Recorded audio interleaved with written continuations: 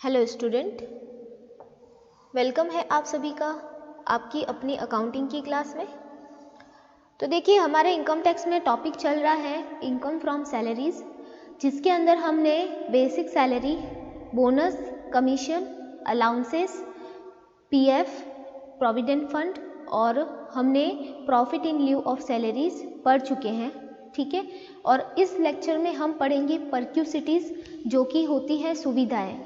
तो एम्प्लॉय को एम्प्लॉयर से कुछ सुविधाएं मिलती है, तो उन सुविधाओं का जो प्रोविज़न है वो इनकम टैक्स में किस तरीके से किया जाता है वो अभी हम देखेंगे इस लेक्चर के अंदर। ठीक है, तो सबसे पहले तो हम ये देखते हैं कि परक्यूसिटीज़ होता क्या है।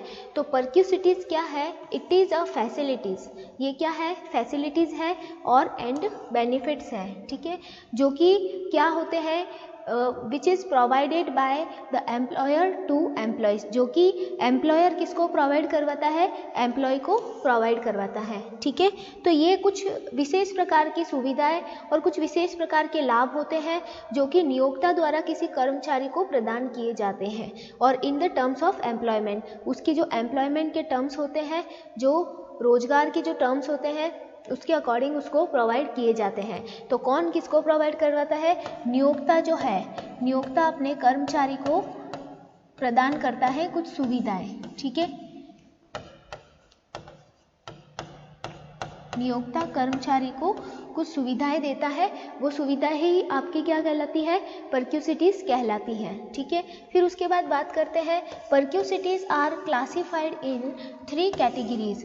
परक्यूसिटीज़ को 3 कैटेगरी के अंदर बांटा गया है। पहला कौन सी परक्यूसिटीज़ आ जाती है? पहली आ जाती है कि वो परक्यूसिटीज़ जो कि सबके लिए क्या है? टैक्सेबल फॉर ऑल एम्प्लॉयज़, जो कि सभी कर्मचारियों के लिए क्या है? कर योग्य है। फिर नेक्स्ट नंबर पे आ जाती है taxable for the specified employ. कुछ परक्यूसिटीज़ ऐसी होती हैं जो कि किसी विशेष कर्मचारियों के लिए ही क्या होती है? कर योग्य होती है। ठीक है, फिर थर्ड नंबर पे आ जाती है tax free for all employees. तो कुछ ऐसी परक्यूसिटीज़ होती हैं, कुछ ऐसी सुविधाएं होती हैं जो सभी कर्मचारियों के लिए क्या होती है? कर मुक्त होती है। तो ये जो सुविधाएं हैं वो कौन कौन सी हैं वो भी हम इस लेक्चर के अंदर देखेंगे। तो सबसे पहले हम स्टार्ट करेंगे कि टैक्सेबल फॉर ऑल एम्प्लॉयज़। तो हम पहले वो सारी सुविधाएं देखेंगे जो कि सभी कर्मचारियों के लिए क्या होती है? कर योग्य होती है। ठीक है, तो परक्यूसिटीज़ टैक्सेबल फॉर ऑल एम्प्लॉयज़ अभी हम इसमें देखेंगे। तो देखिए, इसमें फर्स्ट नंबर पे कौन सी आ जाती है? इसमें हम जो सबके लिए टैक्सेबल है उसके अंदर सबसे फर्स्ट नंबर पे हम लेंगे rent free accommodation. Rent free accommodation.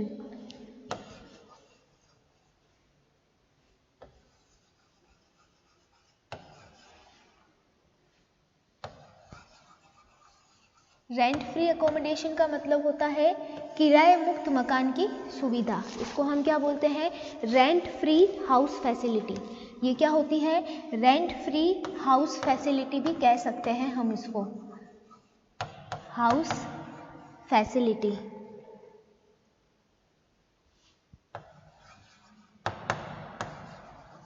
Rent free house facility, किराए मुक्त मकान की सुविधा। किराए मुक्त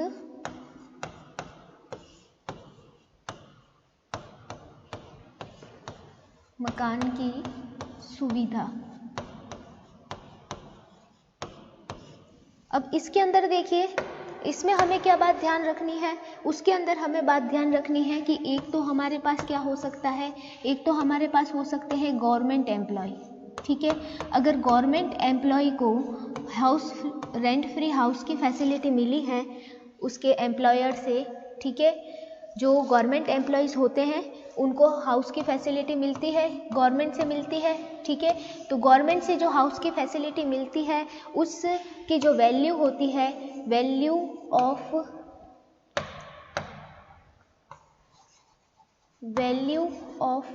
फैसिलिटी, तो उस फैसिलिटी की जो वैल्यू होती है वो वैल्यू हम कैसे निकालेंगे? As per as per government rule, government के रूल के अकॉर्डिंग उसकी जो वैल्यू है वो निकाली जाएगी।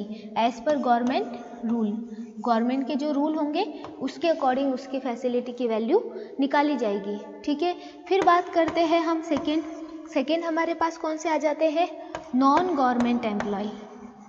सेकेंड हमारे पास आएंगे non government employees. Non government employees को जो फैसिलिटी मिलती है हाउस की, तो उसका वैल्यू हम कैसे निकालेंगे, तो उसका वैल्यू निकालने के लिए आपको दो चीज़ें ध्यान में रखनी है। ठीक है, ए तो आप क्या ध्यान रखोगे, ए तो आप ध्यान रखोगे कि अगर जो एम्प्लॉयर है वो ओनर हो हाउस का। ठीक है, फर्स्ट कंडीशन हम क्या ले लेंगे, when employer is owner of house. जब आपका एम्प्लॉयर क्या होगा, हाउस का ओनर हो। जब नियोक्ता क्या हो, नियोक्ता मकान का स्वामी हो। इसमें दो बातें रखनी है ध्यान में कि जो निजी कर्मचारी होते हैं उसमें पहले तो आपको देखना है कि नियोक्ता मकान का स्वामी है या नहीं है। अगर आपका नियोक्ता जो है वो ही मकान का स्वामी है तो जो वैल्यू ऑफ फैसिलिटी है वो कैसे निकाली जाएगी, तो देखिए जो वैल्यू ऑफ फैसिलिटी है, वैल्यू ऑफ फैसिलिटी जो है वो कुछ इस प्रकार से निकाली जाएगी। कैसे निकालेंगे हम वैल्यू ऑफ फैसिलिटी, यहाँ पे हम पॉपुलेशन को बेस लेंगे। किसको, पॉपुलेशन को बेस लेंगे कि अगर वो मकान किसी ऐसी जगह पर है जहाँ की जो पॉपुलेशन है वो क्या हो, पॉपुलेशन जो है, पॉपुलेशन उस जगह की मोर देन कितनी हो, मोर देन 25 लाख हो, more than 25 lakh, more than 25 lakh हो। ऐसी जगह पे हाउस दिया है जहाँ की जनसंख्या 25 लाख से ज़्यादा हो, तो वहाँ पे जो हाउस का वैल्यू होगा वो कितना होगा, वो होगा 15% ऑफ सैलरी। कितना होगा, 15% ऑफ सैलरी। क्लियर है, तो यहाँ पे देखो जब नियोक्ता मकान का स्वामी होगा, जब जो एम्प्लॉयर है वो ओनर होगा हाउस का, तो वहाँ पे पॉपुलेशन के बेसिस पे हम मकान का क्या निकालेंगे, वैल्यू निकालेंगे, फैसिलिटी का वैल्यू निकालेंगे। तो पॉपुलेशन मोर देन 25 लाख, जब वहाँ की जो जनसंख्या है 25 लाख से ज़्यादा होगी तो मकान का जो वैल्यू होगा वो 15% ऑफ सैलरी माना जाएगा। फिर सेकेंड बात करते हैं कि अगर वहाँ की जो पॉपुलेशन है, पॉपुलेशन जो है वो होगी more than 10 lakh, more than 10 lakh, but less than 25 lakh, less than 25 lakh. अगर वो मकान ऐसी जगह पर मिला है जहाँ की जनसंख्या 10 लाख से ज़्यादा लेकिन 25 लाख रुपए से कम हो, तो हाउस का फैसिलिटी का वैल्यू कितना लेंगे हम, 10% ऑफ सैलरी। कितना लेंगे, 10% ऑफ सैलरी। ठीक है, तो देखिए पहली बात हो गई कि जनसंख्या 25 लाख रुपए से ज़्यादा होगी तो हम सैलरी का 15% लेंगे। ठीक है, अगर वहाँ की जनसंख्या 10 लाख रुपए से ज़्यादा और 25 लाख रुपए से कम हो तो हम सैलरी का 10% लेंगे। ठीक है, 10% क्या लेंगे, हाउस फैसिलिटी का वैल्यू।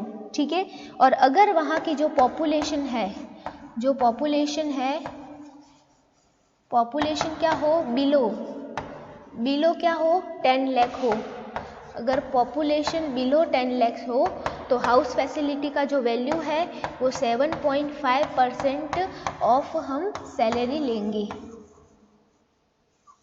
ठीक है, तो यहाँ पे ये तीन बातें ध्यान रखनी है। देखिए क्या होता है कि एक तो होता है गवर्नमेंट एम्प्लॉय, और गवर्नमेंट एम्प्लॉय को अगर किराए से मुक्त मकान की सुविधा मिली है, रेंट फ्री हाउस फैसिलिटी मिली है, तो उसका जो वैल्यू होगा फैसिलिटी का वो एज पर गवर्नमेंट रूल निकाला जाएगा। ठीक है, फिर बात करते हैं नॉन गवर्नमेंट एम्प्लॉय की। तो नॉन गवर्नमेंट एम्प्लॉय को अगर हाउस फैसिलिटी मिली है तो उसमें दो बातें ध्यान रखनी है। हमें पहले ये देखना है कि क्या एम्प्लॉयर हाउस का ओनर है या नहीं है। तो employer is owner of house, अगर वो हाउस का ओनर हो तो फैसिलिटी का जो वैल्यू है वो कुछ इस तरीके से पॉपुलेशन के बेस पे निकाला जाएगा कि ऐसे जगह पर हाउस मिला है जहाँ की पॉपुलेशन 25 लाख से ज़्यादा हो तो हमें 15% ऑफ सैलरी लेना है, और अगर ऐसी जगह पे हाउस मिला है जहाँ की जो पॉपुलेशन है वो 10 लाख से ज़्यादा लेकिन 25 लाख से कम है तो 10% ऑफ सैलरी लेना है, ठीक है। और अगर पॉपुलेशन बिल्कुल 10 लाख से कम है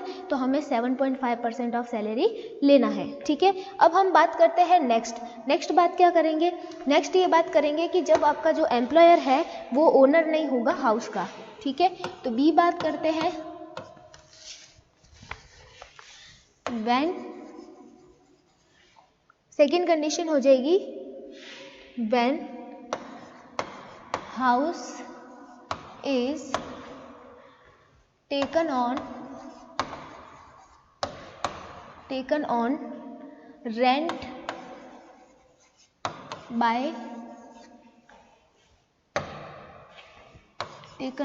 बाय एम्प्लॉयर। जब आपका एम्प्लॉयर है उसने क्या किया हो, हाउस को किराए पर लेकर के एम्प्लॉय को रहने के लिए दिया हो, ठीक है। तो जो फैसिलिटी का वैल्यू होगा, ठीक है, फैसिलिटी का वैल्यू कैसे निकालेंगे हम, उसमें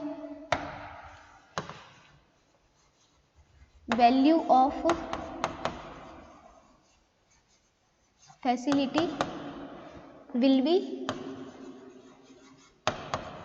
be the list of following,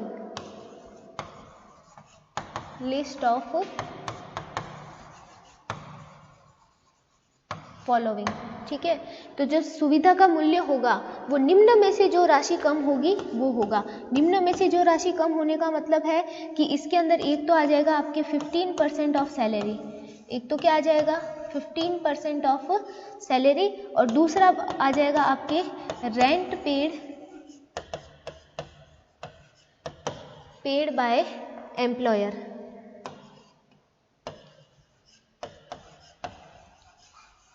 ठीक है, तो ये दो बातें आ जाएगी। इन दोनों में से जो भी कम होगा वो ही आपके क्या होगा, वो ही आपके वैल्यू ऑफ फैसिलिटी माना जाएगा, ठीक है। तो दोनों में से जो कम होगा, चाहे 15% ऑफ सैलरी हो चाहे रेंट पेड बाय एम्प्लॉयर हो, इन दोनों में से जो कम होगा वो ही आपके वैल्यू ऑफ फैसिलिटी माना जाएगा। तो दो कंडीशन आ गई, जब आपका एम्प्लॉयर हाउस का ओनर हो तब पॉपुलेशन के बेस पे वैल्यू निकालना है, और जब आपके एम्प्लॉयर ने हाउस को किराए पर लेकर के एम्प्लॉय को रहने के लिए दिया है, उसका हाउस नहीं है, उसने किराए पर लेकर के एम्प्लॉय को रहने के लिए दिया है, तो ऐसे कंडीशन में हम 15% ऑफ सैलरी या रेंट पेड बाय एम्प्लॉयर दोनों में से जो भी कम होता है उसको हम वैल्यू ऑफ फैसिलिटी मानते हैं, ठीक है। तो ये था आपके रेंट फ्री हाउस फैसिलिटी, ठीक है। इसको हम रेंट फ्री एकोमोडेशन या फिर रेंट फ्री हाउस फैसिलिटी भी कहते हैं। तो रेंट फ्री हाउस फैसिलिटी का पूरा वैल्यूएशन कैसे लेना है वो भी हम देख रहे हैं। देखिए, सबसे पहले गवर्नमेंट एम्प्लॉय का देखना है, गवर्नमेंट एम्प्लॉय है तब तो गवर्नमेंट के रूल के अकॉर्डिंग लेना है, फिर नॉन गवर्नमेंट एम्प्लॉय के लिए एम्प्लॉयर के हिसाब से देखना है, ठीक है, और फिर इस तरीके से इसका वैल्यू निकालना है। अब देखिए यहाँ पर हमने जो सैलरी वर्ड यूज़ किया है उसके अंदर कौन कौन सी सैलरी के अंदर क्या क्या चीज़ें आ जाती हैं वो आपको देखनी है, ठीक है। तो देखिए सैलरी के अंदर यहाँ पे जो सैलरी है उसका क्या मीनिंग होगा, जो सैलरी है उसका मीनिंग क्या होगा वो अभी हम देखते हैं, ठीक है। तो सैलरी के अंदर एक तो आपकी क्या आ जाएगी, बेसिक सैलरी आ जाएगी। सैलरी में एक तो आपकी बेसिक सैलरी आएगी, सेकंड आपकी क्या आएगी, कमीशन एंड बोनस आ जाएंगे, कमीशन एंड बोनस, ठीक है। थर्ड आपके क्या आ जाएगा, थर्ड इसके अंदर डी आ जाएगा, डियरनेस अलाउंस, ठीक है। इन सर्विस रूल, अगर वो कैसे हो, सर्विस रूल के अंदर हो तो ही डीए आएगा। फिर फोर्थ नंबर पे क्या आ जाएगा, फोर्थ नंबर पे आ जाएगा taxable part of allowances, taxable part of allowances, ठीक है। तो देखिए सैलरी के अंदर basic salary, commission and bonus, DA, taxable part of allowances, इसके अलावा अदर मॉनेटरी पेमेंट्स, इसके अलावा अदर मॉनेटरी पेमेंट्स जो है वो भी इसके अंदर आ जाएंगे। वो नेक्स्ट पे लिख देते हैं। पॉइंट नंबर कौन सा है? पॉइंट नंबर 4, उसके बाद पॉइंट नंबर 5। सैलरी के अंदर पॉइंट नंबर 5 क्या होगा? Other monetary payments.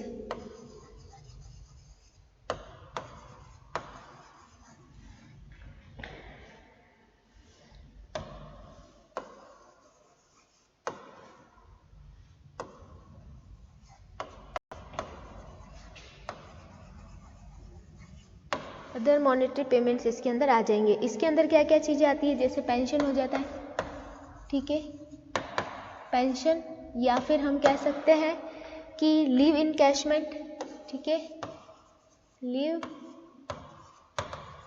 इनकैशमेंट,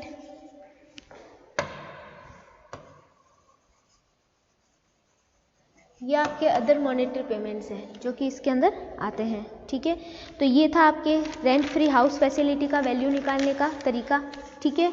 अब देखिए आपको अगर क्वेश्चन में आपको फेयर रेंट दे रखी है, ठीक है, क्वेश्चन में अगर आपको फेयर रेंट दे रखी है हाउस की, तो इसका मतलब आपका जो एम्प्लॉयर है वो क्या है? ओनर ऑफ हाउस है। Employer is owner of house, ठीक है। और अगर आपको क्वेश्चन में एक्चुअल रेंट दे रखी है, ठीक है, एक्चुअल रेंट दे रखी है, तो इट मीन्स आपका जो हाउस है वो किराए पर लिया हुआ है, ठीक है। तो यहाँ पे हमें क्या मानना है कि house is taken on rent, house is taken on rent, ठीक है। तो ये आपको इसके अंदर देखना है, क्लियर है। तो ये पूरा आपके हाउस फैसिलिटी हो गया। अब क्वेश्चन में आपको फेयर रेंट देता है तो आपको क्या समझना है कि आपका जो एम्प्लॉयर है वो हाउस का ओनर है। अगर एक्चुअल रेंट दे रखा होता है तो आप क्या समझोगे कि ये जो हाउस है वो किराए पे लिया हुआ है, ठीक है। तो ये आपके पूरा हाउस फैसिलिटी हो गया। फिर नेक्स्ट आपको क्या मिलेगी? फर्नीचर फैसिलिटी, ठीक है। नेक्स्ट हम ले लेते हैं फर्नीचर की फैसिलिटी। सेकंड आ जाएगी आपके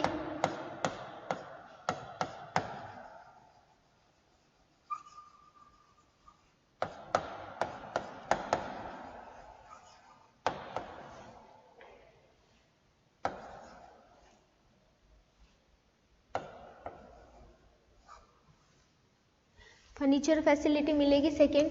फर्नीचर फैसिलिटी को बोलते हैं हम फर्नीचर की सुविधा, ठीक है। तो फर्नीचर की जो सुविधा मिलेगी इसमें भी आपको 2-3 बातें ध्यान रखनी है, ठीक है।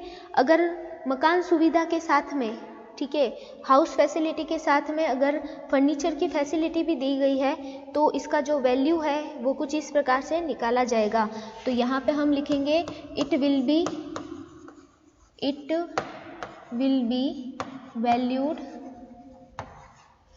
Valued as follows. उसका जो वैल्यूएशन है वो कुछ ऐसे निकाला जाएगा, क्लियर है। जो हाउस मिलता है एम्प्लॉय को रहने के लिए तो उसके साथ में अगर उसको फर्नीचर की फैसिलिटी भी मिलती है तो फर्नीचर की फैसिलिटी का वैल्यू हम कैसे निकालेंगे? तो देखिए उसका वैल्यू निकालने के 2 तरीके हैं। फर्स्ट तो हम क्या लेंगे? फर्स्ट तो हम लेंगे 10% of cost of furniture,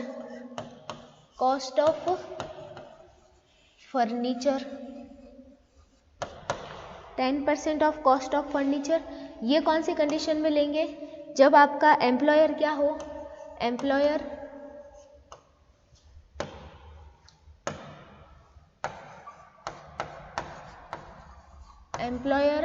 is owner of furniture. जब आपका एम्प्लॉयर जो है वो फर्नीचर का क्या हो? ओनर हो। तो आपको 10% ऑफ फर्नीचर की कॉस्ट का 10% लेना है, ठीक है। फिर नेक्स्ट आ जाता है rent paid by employer. Rent paid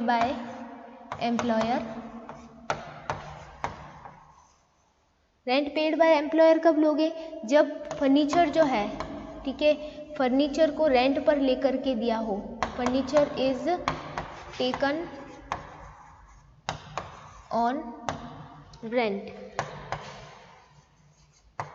ठीक है, तो यहाँ पे भी दो बातें ध्यान रखनी है कि अगर वो जो फर्नीचर है वो एम्प्लॉयर का ही है, एम्प्लॉयर ही उसका ओनर है, तो आपको फर्नीचर की कॉस्ट का 10% लेना है वैल्यू। ठीक है, और अगर एम्प्लॉयर ने उसको किराए पर लिया है और फिर एम्प्लॉय को यूज़ करने के लिए दिया है, तो जो रेंट पेड करता है एम्प्लॉयर, वो उसका वैल्यू माना जाएगा फर्नीचर की फैसिलिटी का। ठीक है, तो आपको यहाँ पे दो चीज़ें ध्यान में रखनी है। और जो ये फर्नीचर फैसिलिटी होती है उसको आपको ऐड करना है, इंक्लूड करना है किसके अंदर, हाउस फैसिलिटी के अंदर। ठीक है, तो यहाँ पे आपको लिख लेना है एक नोट क्या लिखोगे कि आपकी जो फर्नीचर फैसिलिटी होगी, फर्नीचर फैसिलिटी का जो वैल्यू होगा, फर्नीचर फैसिलिटी विल बी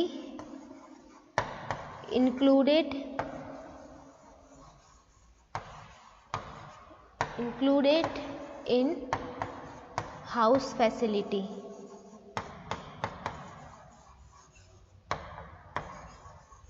आपको फर्नीचर फैसिलिटी का जो वैल्यू होता है उसको हाउस फैसिलिटी के साथ में क्या करना है, ऐड करना है। ठीक है, तो ये थी आपकी फर्नीचर फैसिलिटी। फिर हम नेक्स्ट देखते हैं,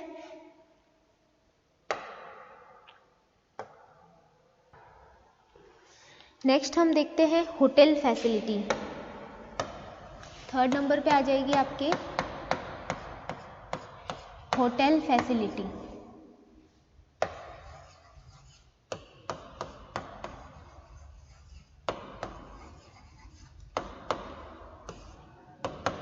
होटल फैसिलिटी के अंदर हम क्या कहेंगे कि ये जो फैसिलिटी है वो 15 डेज तक एग्जम्प्टेड रहती हैं। ठीक है, तो यहाँ पे हम एक बात लिख लेंगे कि exempted for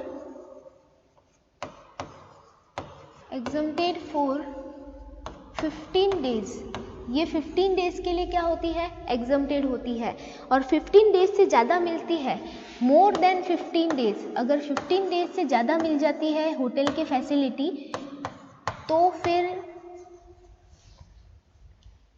more than 15 days, तो अगर 15 डेज से ज़्यादा अगर ये फैसिलिटी मिलती है तो इसका जो वैल्यू होगा वो कुछ इस प्रकार से निकाला जाएगा। More than 15 days value of facility, value of facility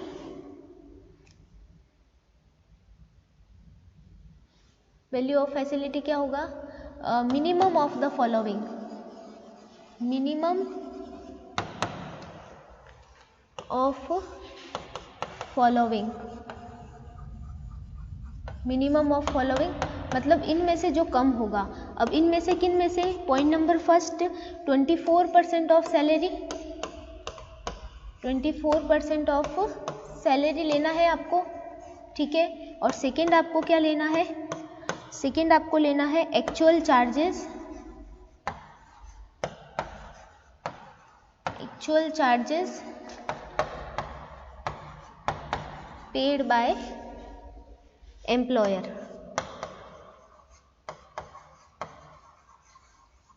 clear है, तो यहाँ पे देखिए होटल की फैसिलिटी मिलती हैं अगर किसी को, तो वो 15 दिन के लिए तो क्या होती है, टैक्स फ्री होती है।